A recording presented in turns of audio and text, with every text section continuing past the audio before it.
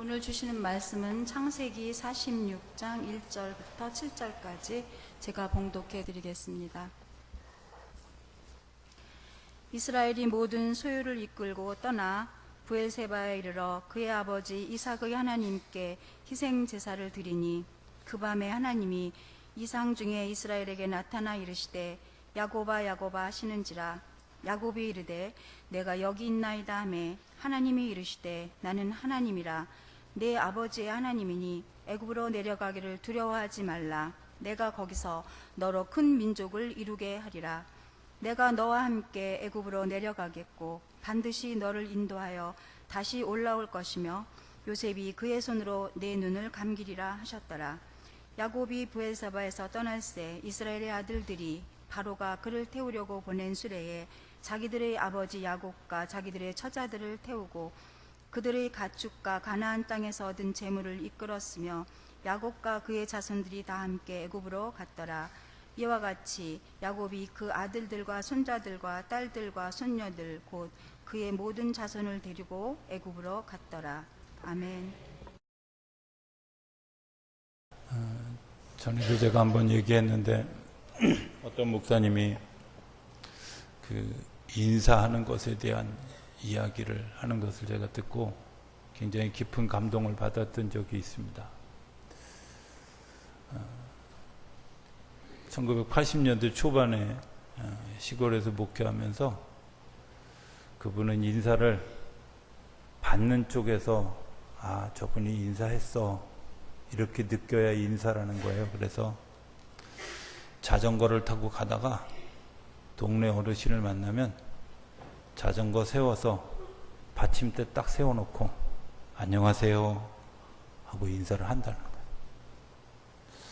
근데 제가 사실은 그 이야기를 듣기 전까지는 그냥 인사 내가 하는 거지 상대방이 받는 게 무슨 상관이 있어 이제 이런 생각을 했었는데 좀 생각이 달라지기 시작했어요. 그렇구나. 인사라는 것이 그저 자전거 타고 가면서 그냥 지나가면서 안녕하세요 한다고 해서 되는 게 아니라 정말 정중하게 한다고 하는 것이 얼마나 중요할까 이런 생각을 하게 됩니다.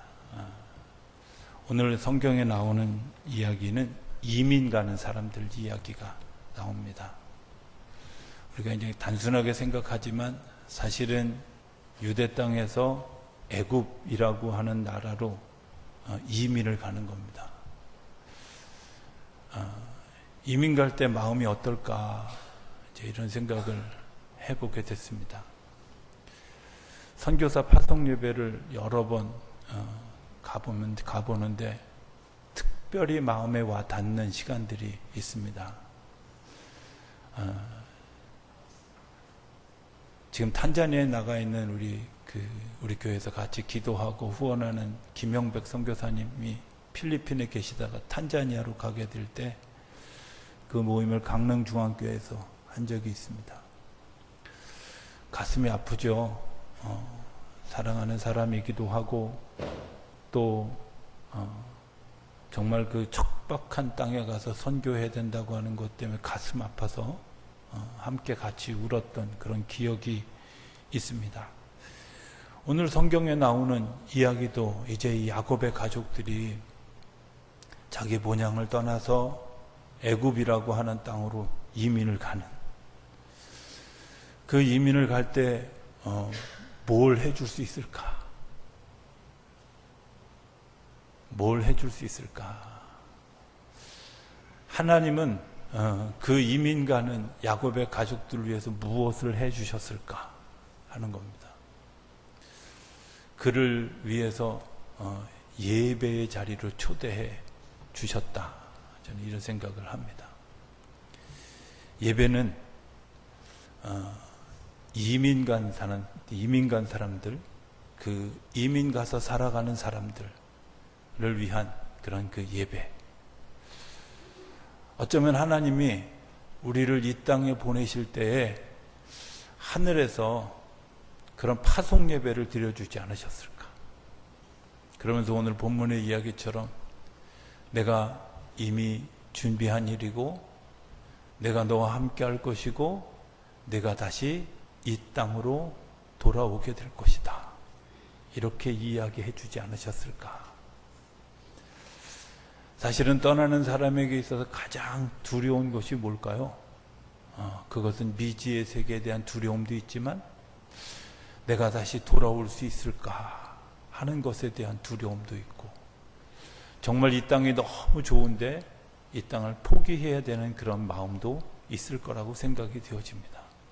하나님께서 그 이민 가서 다른 나라에 살아가는 사람들에게 주시는 그 간곡한 위로와 하나님의 메시지를 주는 시간이 뭘까? 예배하는 시간이죠.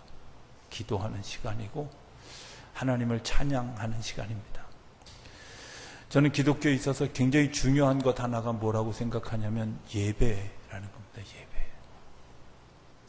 우리가 사실은 다 하나님의 나라의 시민이잖아요. 그런데 이 땅에 와서 살아가는 이민자들입니다. 나그네죠. 이 나그네들이 그 하늘의 위로를 경험하는 자리가 어딜까? 그리고 하나님이 주시는 약속을 확인하는 자리가 어딜까? 그리고 하나님께서 나에게 주실 또 다른 은혜를 기대하는 자리가 어딜까?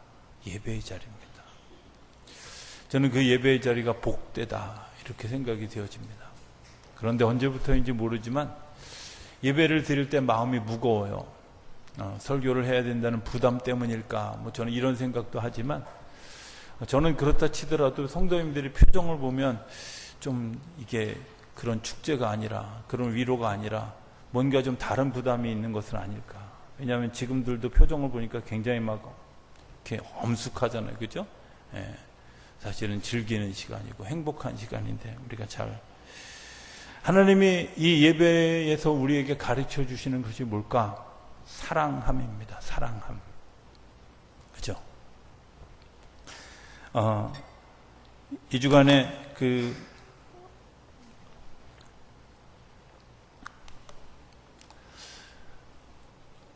드레시아스를 마치고 돌아와서 지쳐서 앉아서 이제 차를 마시느냐고 잠깐 앉아 있는데, 그 CTS에서 어떤 분이 그 설교하는 이야기를 그냥 이렇게 멍하니 아무 생각 없이 듣고 있다가, 그분도 어디서 따와서 어디서 본 걸 당신이 했다고 했으니까 저도 그냥 그거는 표절이 아닐 거라고 생각하고 어디에서 보니까 사랑하는 것과 좋아하는 것의 차이가 다르다는 거죠. 저는 그 말을 이렇게 바꾼, 하늘나라의 사랑과 이 땅의 사랑이 다르다 이렇게 생각하는데, 이 땅의 사랑을 좋아하는 것이다 라고 생각하면 하늘나라의 사랑을 사랑한다 이렇게 표현하면 좀 다를 것 같이 여겨집니다. 이렇게 되어 있습니다. 좋아하는 것은 내가 누리는 혜택이고, 사랑하는 것은 나를 통해서 누군가가 혜택을 받는 것이다. 좋아하는 것은 내가 행복해지는 것이고, 사랑하는 것은 나를 통해서 행복해지는 사람을 보고 행복해하는 것이다. 좋아하는 것은 나와 함께 자리를 하는 것이고, 사랑하는 것은 그에게 나의 자리를 내어주는 것이다. 이런 질문을 해봤어요. 나는 이 땅의 사랑을 하고 있는 걸까? 아니면 하나님의 나라의 사랑을 하고 있는 걸까? 나는 그저 예수님을 좋아하고만 있는 걸까? 아니면 정말 사랑하고 있는 걸까? 하는 질문을 하게 되었습니다. 하나님이 우리에게 내가 이 땅을 떠나는 일들이 준비되어진 일이고, 내가 계획한 일이고, 내가 그곳에 가 있을 때 내가 너와 함께 하겠다고 이야기하고, 내가 다시 돌아오게 될 것이다 라고 이야기하는 그 속에는 하나님이 우리를 좋아하는 것이 아니라, 이 땅의 사랑으로 사랑하는 것이 아니라 하나님의 나라의 사랑으로 함께하는 일, 굉장히 어려운 일이라는 사실을 우리는 발견하게 됩니다. 많은 제 나이 또래 분들이, 여자분들이 하는 얘기가 있습니다. 고민 중에 하나가, 과연 시집간 자녀들이 아이를 낳았을 때 그 아이를 봐줄 거냐 안 봐줄 거냐, 이런 논쟁들을 가끔 해요. 결국은 다 볼 거면서. 그죠? 왜 그래요? 아이와 함께 하는 일이 보통 피곤한 일이 아니거든요. 그렇잖아요. 그 아이의 자유를 구속할 수도 없고 자유롭게 내두는데 항상 눈과 몸이 준비하고 그 아이와 함께 있어요. 뭐 때문에? 사랑하기 때문일까요? 아니면 좋아하기 때문일까요? 사랑하기 때문이죠. 하나님이 우리가 애굽 땅에서 살아가는 동안에, 이방인으로 살아가는 동안에, 나그네의 길을 가는 동안에 내가 너와 함께 할 것이다 라는 말은 우리를 좋아하는 정도의 수준이 아니라 우리를 사랑해서 우리가 그 땅에서도 행복하고 돌아와서도 행복하고 어느 순간을 살아가더라도 행복해 하려고 하는 하나님의 마음이 우리 가운데 전달받아야 된다는 거죠. 하나님 우리를 사랑하시기 때문에 예배의 잔치를 베풀어 주세요. 그런데 그 예배의 잔치가 어느 순간에 우리가 그저 그냥 좋아하는 마음 정도에 머물러서 예배가 행복함이 아니라 때로는 예배가 조금 우리가 안에 다른 마음으로 받아들여지는 때가 있는 것은 아닐까, 이런 생각을 하게 합니다. 어쩌면 그 속에 있는 것이 죄라고 하는 것이 있지 않을까. 오늘 아침에 우리 일부 예배에 제가 한 달 전에 우리 학생들에게 주홍글씨라는 책을 좀 읽어보고 와라 이렇게 요청을 했습니다.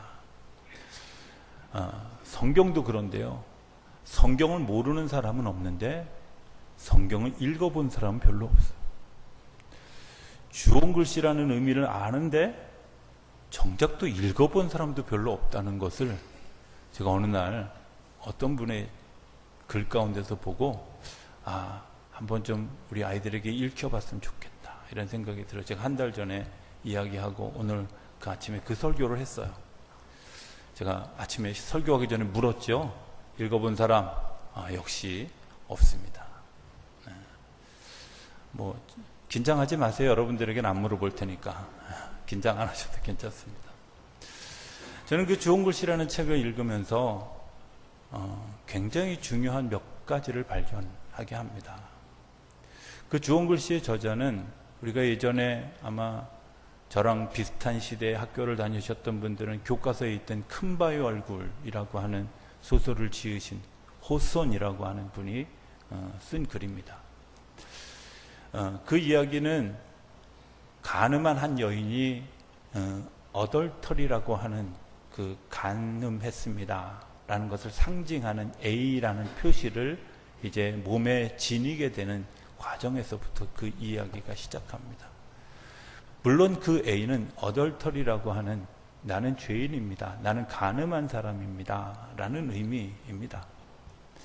그런데 그 여인이 자기의 남자를 보호하기도 하고 자기의 남편에게 여러 가지 갈등을 가진 그런 그 상황에서 그의 삶을 바꾸어갑니다. 내가 죄인이라는 사실을 인정하는 그 순간부터 이제 삶을 바꿔가는, 그거를 표현하지 않지만 엔젤, 천사 같은 삶을 사는, 저는 그걸 하나님의 나라의 삶을 사는 모습이라고.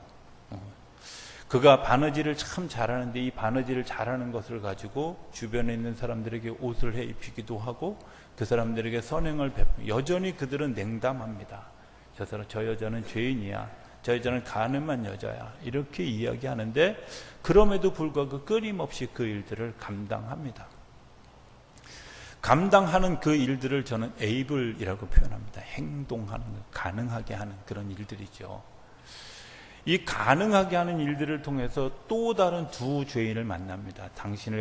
당신과 간음하게 했던 목사인 딤지테일이라고 하는 사람과 자기의 남편 칠링워즈라고 하는 사람. 칠링워즈라는 말, 시로 시작하는 크라임의 상징, 죄의 상징으로 나옵니다. 이 칠링워즈는 아주 교활하고 그리고 복수심에 불타고 굉장히 이성적이고 감성 없는 그런 모습으로 표현해서 딤지테일의 의사를 자처하고 그를 계속해서 압박해서 병들게 하고 결국은 죽음에 이르게 하는 복수의 화신으로.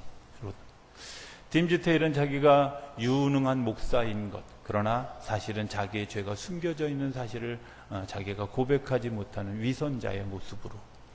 어쩌면 오늘 우리가 살아가는 삶의 모습, 이 땅에 살아가는 삶의 모습이 그런 것이 아닐까. 내가 죄인임에도 불구하고 내 죄를 누구에겐가 전가시키려고 하는 복수의 모습으로, 아니면 내가 나를 숨기려고 하는 그런 그 위선자의 모습으로 살아가고 있는 그 사람들을 향해서 죄인으로 낙인 찍힌 이 여인이, 이 헤스터라고 하는 여인이 계속해서 선행을 베풀고, 그리고 그 가능성에 대한 이제 은혜를 나눕니다. 저는 그 대목이 바로 오늘 본문이 얘기하는 하나님이 주시는 은혜로 인한 사랑이라고, 하나님의 나라의 사랑을 연습하는 것이라고, 하나님의 나라의 사랑을 경험하는 것이라고 저는 그렇게 믿습니다. 하나님의 나라의 사랑을 경험하고 하나님의 나라의 사랑을 베푸는 일들 때문에 세상이 달라져 가는데, 어떤 사람, 위선자였던 딤지 테일의 마음속에 뭔가 다른 변화가 꿈틀대기 시작합니다.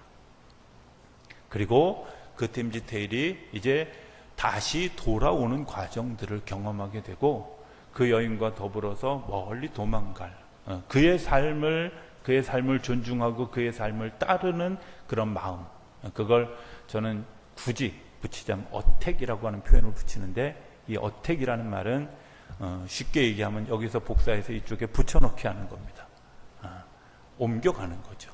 내가 이 땅에서의 삶에서 하나님의 나라의 삶으로 옮겨가기로 결심하는 딤지 테일의 마음, 그리고 결국은 자기가 장관에 초청된 설교가에서 최고의 설교를 하고, 그리고 자기가 가늠한 목사임을 고백하고 그가 숨을 거두는데 그의 가슴팍에는 A라고 하는, 자기도 죄인이라고 하는 표시가 있습니다. 저는 그거를 어덜트라고 표현합니다.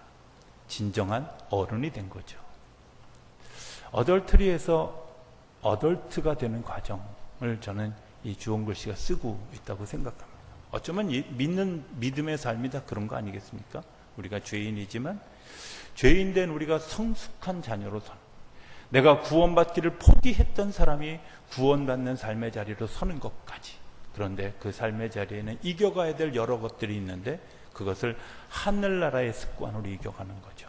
그것을 사랑이라고 표현합니다. 예배는 그 하나님의 사랑을 경험하는 자리이고, 하나님의 사랑을 확인하는 자리이고, 하나님의 사랑이 승리하는 것을 확인하는 자리여야 된다고 믿습니다. 그럴 때 우리 안에 그런 축제가 일어나게 되는 줄로 믿습니다. 그런데 그 사랑이라는 것이 혼자 할 수 있는 게 아니잖아요. 그렇죠? 네. 사랑, 혼자 할 수 없는 게 두 가지가 있습니다. 하나는 결혼하는 거고요, 하나는 사랑하는 거죠. 그죠? 하나 더 있는데 예배하는 겁니다. 자, 사랑의 대상이 있어야 사랑하는 건데, 하나님이 이 백성들을 애굽에 보내면서 70명의 사람들을 한 사람 한 사람의 이름을 다 거명해서 그들이 누구라고 하는 것을 다 소개합니다. 왜 그렇게 긴 시간 거기에다 소개를 하고 있을까? 그것은 그 한 사람 한 사람이 너무 소중한 사람들이라는 것이기도 하고, 그 한 사람 한 사람이 자기의 역할을 잘 감당해야만 그 이민자의 자리에서 하나님께서 다시는 회복해 하시는 하나님의 나라의 자리로 돌아가는 그런 역할을 감당할 수 있다는 겁니다. 일반적으로 70이라고 하는 숫자는 풍성함, 그리고 완전함, 이런 숫자를 의미합니다.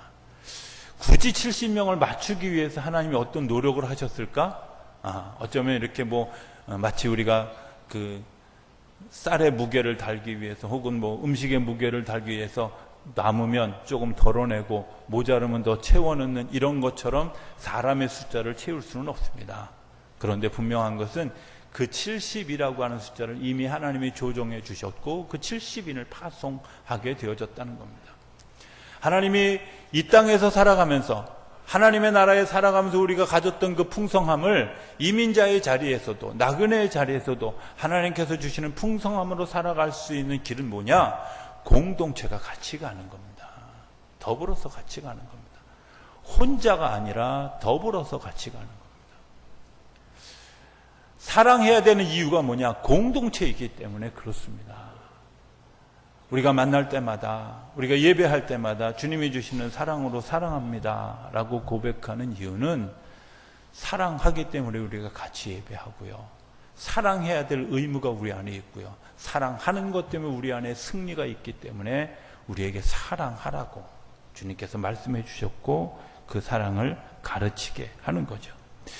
지나간 시간들이 고백되어지고 축복의 약속을 받는, 그리고 그 한 사람 한 사람의 삶들을 축복해 주시는 하나님의 그 축복의 역사가 오늘 본문 46장 이 본문 뒤에 계속 되어지고 있다는 사실을 발견하게 됩니다.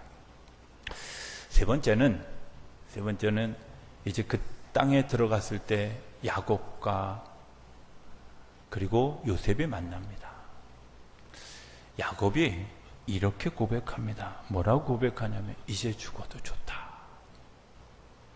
내 아들 야곱을 보았기 때문에, 내 아들 요셉을 보았기 때문에 이제 죽어도 좋다. 저는 예수 믿는 것의 절정이 뭐라고 생각하냐면 이제 죽어도 좋습니다 라는 고백입니다. 야곱이 그냥 형식적으로 요즘 젊은 아이들이 쓰는 말로 접대용 멘트로 이제 죽어도 좋다 이렇게 얘기했을까? 저는 그렇게 생각하지 않습니다. 저는 그 대목을 읽으면서 이런 마음의 울림이 있습니다. 이제 죽어도 좋다는 그 말이 오늘 나의 고백일까? 하는 겁니다. 정말 이제 죽어도 좋을까? 가끔은 이런 생각이 들 때가 있습니다. 지금 죽어도 괜찮습니다 라고 하는 고백이 가슴에 와닿지 않는 때가 있어요. 왜일까? 지난 주간 이제 영성훈련을 떠나기 전에 제가 성경을 읽는데 사무엘하를 읽게 됐습니다. 사무엘하를 이렇게 쭉 읽어가는데 6장에 보면 다윗이 법궤가 들어오는 것을 보고 너무 기뻐서 그 법궤 앞에서 하나님 앞에서 마당에서 춤을 춰요. 춤을 추는데 얼마나 격렬하게 췄냐면 자기의 바지가 흘러내리는 걸 모를 정도로 춤을 추는 거예요. 근데 창문에서 이렇게 미갈이 내려다 보면서 아휴, 지금 뭐 하는 짓이야? 이런 마음이 들었던 것 같아요. 그리고 궁에 들어온 다윗에게 미갈이 이렇게 얘기합니다. 왕이여, 채통을 좀 지키십시오. 계집종들 앞에서 이렇게 표현합니다. 저는 그 대목을 보면서 이전에 느끼지 못했던 한 가지를 발견했습니다. 그게 뭐냐면 미갈에게는 법궤가 다시 돌아오는 기쁨이 없는 겁니다. 누구나 그 자리에 있었으면 바지가 벗겨지는지도 모르고 춤을 췄을 겁니다. 성경에는 그곳에 있던 모든 사람들이 춤을 추며 찬양했다고. 그런데 창문 밖으로 구경하고 있는 사람들은, 그냥 구경하는 사람들은 그거 모르는 거거든요. 그 법궤가 어떻게 돌아왔는지, 그 법궤가 돌아오는 게 어떤 의미가 있는지, 그 법궤 때문에 우리에게 어떤 축복의 약속이 되어 있는지 이거 모르는 사람은 그렇게 춤을 출 수가 없거든요. 그런데 중요한 건 그 의미를 아는 사람은 춤을 추지 않고는 견딜 수가 없는 거예요. 그렇게 춤을 추지 않고는 터져나올 가슴을 견딜 수가 없는 거예요. 가끔 집회에 가면 막 떼굴떼굴 구르는 사람들을 봅니다. 사람들이 이야기합니다. 저 왜 저렇게 굴러? 은혜를 받아도 이렇게 지저분하게 받아? 그렇습니까? 저는 그렇게 생각하지 않습니다. 거기에는 다른 사람이 참여할 수 없는, 알 수 없는 놀라운 하나님의 비밀이 그 안에 있다는 거예요. 그렇게 생각해 보면 비난하는 사람이 더 맞을까요? 아니면 춤춘 사람이 더 주책 맞은 걸까요? 성경은 뭐라고 정확하게 얘기하냐면 그날 이후로 미갈은 자녀를 낳을 수 없었다고. 자녀를 낳을 수 없었다고. 저는 예전에 그냥 하나님 좀 가혹하다 이렇게 생각했어요. 그런데 여러분들 이런 거 아니겠습니까?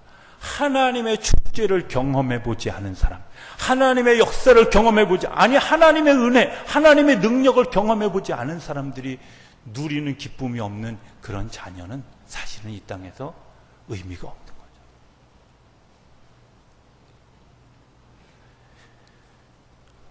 왜 우리가 구별된 삶을 살아야 될까? 그것이 율법이다, 이렇게 생각하는 사람들이 있습니다. 아닙니다. 구별된 삶을 사는 그 시작에 야곱의 고백이 있습니다. 지금 죽어도 좋습니다. 그냥 하는 말이 아니라 내 평생의 소원이 요셉을 다시 보는 거예요. 내 평생의 소원이 하나님의 은혜로 그를 다시 살려주신 역사를 보는 거였어요. 어쩌면 야곱에게 있어서 요셉은 부활하신 예수와 같은 의미를 가졌을 거예요. 그 축제를 경험하고 나니까 이제 더 이상 내 삶은 그렇게 의미가 없어. 그리고 그와 더불어서 요셉이 하는 이야기가, 아버지, 바로를 만나거든 우리의 직업이 목축하는 사람이라고 얘기하십시오. 그래서 고센 땅에서 살 수 있도록 이야기를 해줍니다. 이 말은 믿음으로 살아가는 사람들이 가지고 있는 믿음의 삶을 살라고 하는, 내가 이방인으로 왔지만, 이민자로 왔지만 내가 이 땅에서 하나님의 백성으로 살아가게 하시는 하나님의 은혜를 누리는 구별된 삶을 살아가야 된다는 이야기를 고백하는 겁니다. 구별되다는 말을 거룩하다라고 얘기합니다. 거룩하다. 거룩하다라는 말은 뭐냐? 아까 얘기했잖아요. 구별된다. 저는 가끔 이런 생각을 합니다. 세상 사람들과 구별된 우리의 모습이 뭘까 하는 겁니다. 그 구별됨에 대한 질문을 요한복음 3장에는 어떤 젊은 부자 청년이 예수님을 찾아와서 이렇게 이야기합니다. 선한 선생님이요, 어떻게 하여야 영생을 얻을 수 있겠습니까? 라고 질문합니다. 예수님이 뭐라고 대답하느냐? 율법을 잘 지켰느냐? 예, 제가 율법을 지켰습니다. 어려서부터 잘했다. 이렇게 안 나오고 바로 그 뒤에 뭐라고 얘기냐면, 그러면 내가 가지고 있는 재산을 다 팔아 가난한 자들에게 나누어주고 나를 따라와라. 저는 예전에 그냥 그 성경이, 영어 성경에도 그런 표현이 잘 없는데 그냥 심심해서 도대체 그 대목이 뭘까? 그리고 궁금해서 헬라어 사전을 찾아봤더니 헬라어 사전에는 이렇게 크레마라고 돼 있어요. 크레마라는 말은 여러 군데서 나오는데 어디서 또 나오냐면 사도행전 7장 8장에 가면 아나니아와 삽비라가 자기의 재산을 다 팔아 헌금해야 되는데 일부를 빼돌렸다라는 대목에서 나오는 단어가 크라마입니다. 또 삭개오가 예수님, 제가 가지고 있는 부정한 것들, 내가 가지고 있는 것들 중에 남에게 착취한 것들에 대해서 내가 가난한 사람들에게 나누어 주겠습니다라는 단어가 크라마. 세리 마태도 자기를 고백할 때 썼던 단어가 크라마입니다. 이 크라마가 뭐냐면 땀 흘리지 않은 것으로 인하여 얻어진 소득, 쉽게 표현하면 불로소득으로 되어진 것을 내가 다 팔아서 가난한 자들에게 나눠주겠습니다. 그것을 제단에 드리겠습니다. 그것을 버려두고 가난한 자들에게 나눠주고 나를 따라오너라. 이런 얘기입니다. 좀 다르죠? 네. 구별된 삶을 산다는 건 뭐냐면 이런 겁니다. 내가 땀 흘려서 수고한 열매를 가지고 이 땅에서 살아가는 것, 그게 구별된 사람들이 살아가는 삶의 방식입니다. 그것은 이미 창세기 3장, 4장에 하나님이 우리에게, 아담에게, 하와에게 명령해 주신 겁니다. 성경은 어느 곳에도 땀 흘리지 않고 네가 수확을 얻을 것이다, 내가 땀 흘리지 않아도 그 열매를 얻게 될 것이다, 이런 이야기 없습니다. 성경은 철저하게 땀 흘린 대로, 내가 수고한 대로 먹을 것이다. 내가 수고한 대로 얻게 될 것이다. 내가 수고한 대로 열매를 가지게 될 것. 여러분들, 이게 구별된 사람들이 살아가는 삶의 방식입니다. 그런데 하나님이 그 위에 복을 주셔서 이삭에게는 그가 열심히 농사를 지었고 100배나 얻었고 마침내 거부가 되어졌다고. 그가 땀 흘리고 수고하고 애썼는데 그것 때문에 마침내 거부가 되어졌다고 이야기하지, 그가 아무것도 하지 않았는데, 아무런 수고도 하지 않았는데 아무런 수고도 하지 않은 대가로 그렇게 복을 주었다고 이야기하지 않는다는 거예요. 이스라엘 백성들이 그 고센 땅을 중심으로 시작했던 애굽의 백성의 자리에서 400년이 넘는 동안 그들이 정말 번성하고 그들이 정말 애굽 사람들보다 더 많은 숫자로 발전하게 되어졌던 가장 커다란 계기가 뭘까? 땀 흘림이에요. 수고함이에요. 애씀이에요. 그리고 그것 때문에 하나님이 그들에게 복을 주셨어요. 저는 종종 이런 생각을 합니다. 오늘 우리가 이 땅에 살아가면서 특별히 예수 믿는 사람들이 정말 그런 구별된 삶을 살아가고 있는가?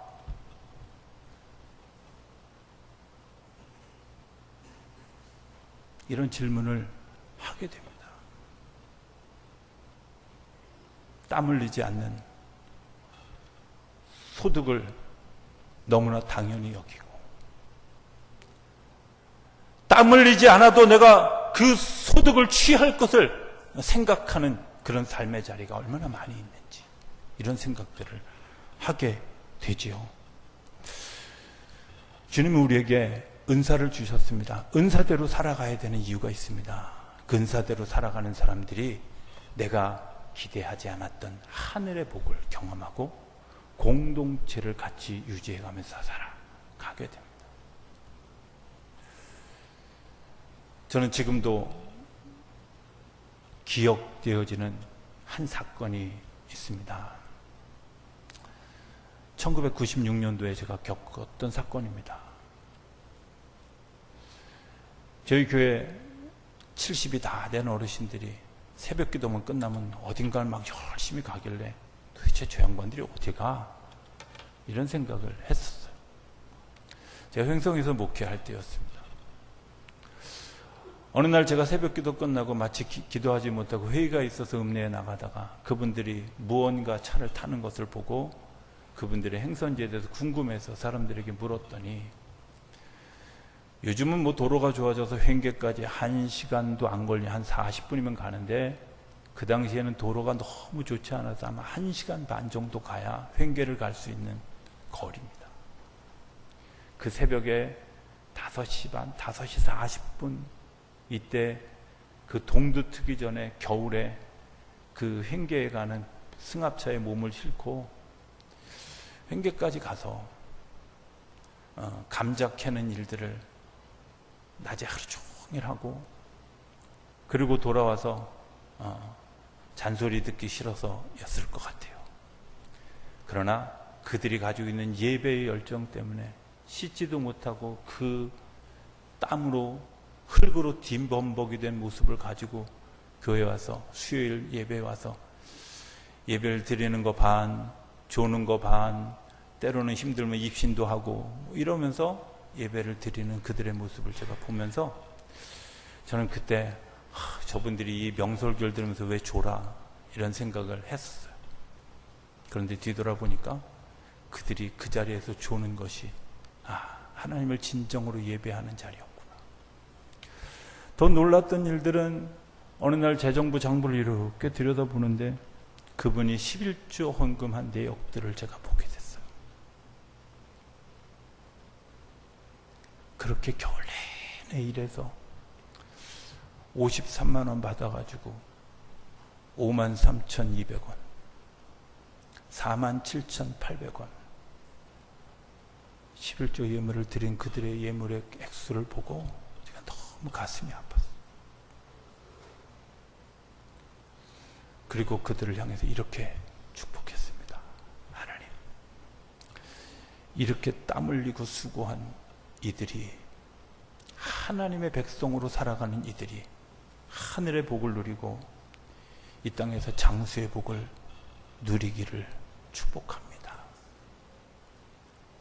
하나님, 이들이 정말 하나님의 복을 누리는 일들이 일어나기를 기대합니다.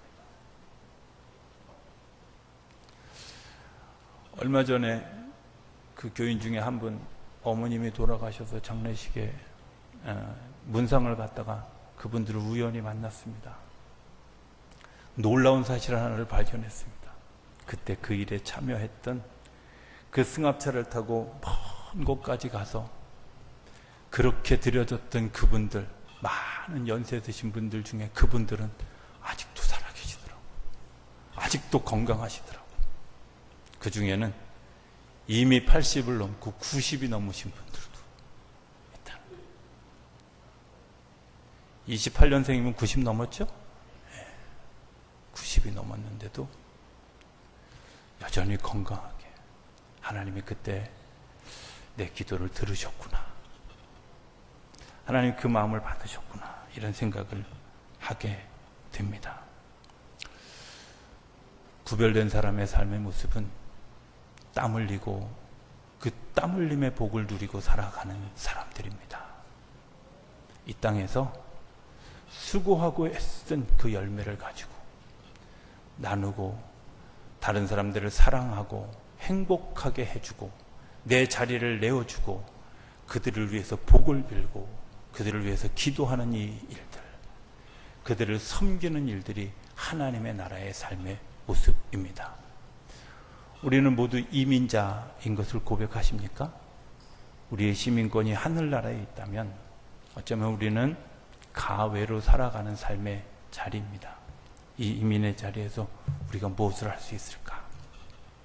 하나님을 예배하는 자리에서 하나님의 사랑을 배우고 하나님을 예배하는 자리에서 하나님의 진리를 경험하고 그렇게 살 수 있는 힘을 공급받고 또 다른 삶의 자리에 가는 그것, 저는 그게 관계의 회복이라고 믿습니다.